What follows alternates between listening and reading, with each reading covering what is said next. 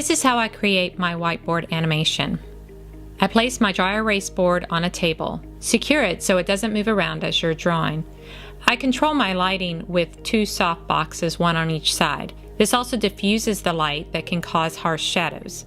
My camera is placed on a tripod. This is my setup. Painter's tape is a must-have to remind yourself where the drawing will go out of frame.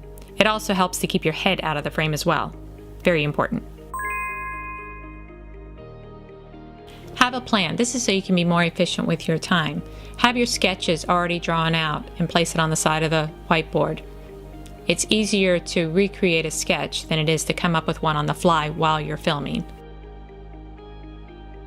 Most importantly, you need an illustrator, like me. But let's back up a minute. Let me show you the post-production. The actual whiteboard animation is only just over a minute long. This is the process I went through to create this video. So now that my video is imported into Final Cut Pro, I'm going to put it on the timeline and then I'm going to remove the audio. Next, as you can see, the whole video is upside down and that's not going to work. So I'm going to rotate it. There. The first thing I notice here is that I have, looks like, a little smudge image right here, and I just noticed this throughout the whole video. So what I'm going to do for this tutorial is I'm actually just going to mask it out. For a client, I would probably just reshoot the whole thing, but since this is just a personal tutorial, this is what I'm going to do. But before I mask it out, I want to lighten it up just a little bit. So I go into my exposure, but I don't want to lighten it up too much, and I kind of want to see my arm in there so I know I'm not blowing anything out too bright. Now I did do 3 clips for this tutorial, so I want to make sure that I remember to change my light setting on those 2 other clips. Otherwise, you're going to notice a difference. Now to get rid of that smudge.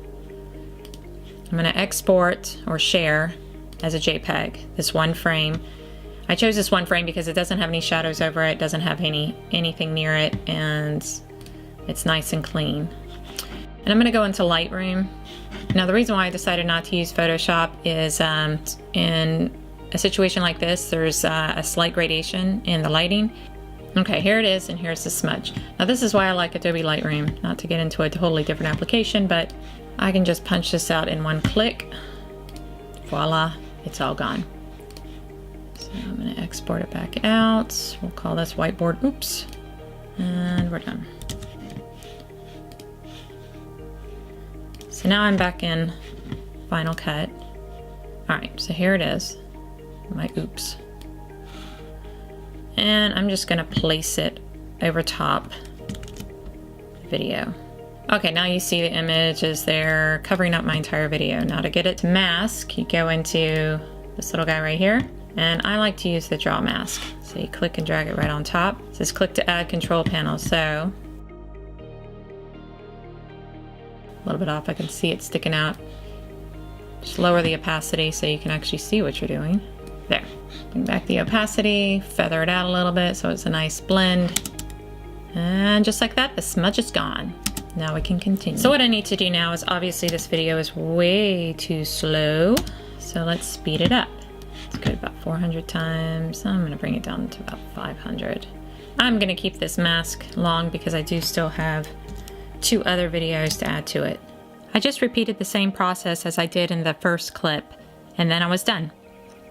If I was clear as mud, please leave any questions in the comments section. Thank you.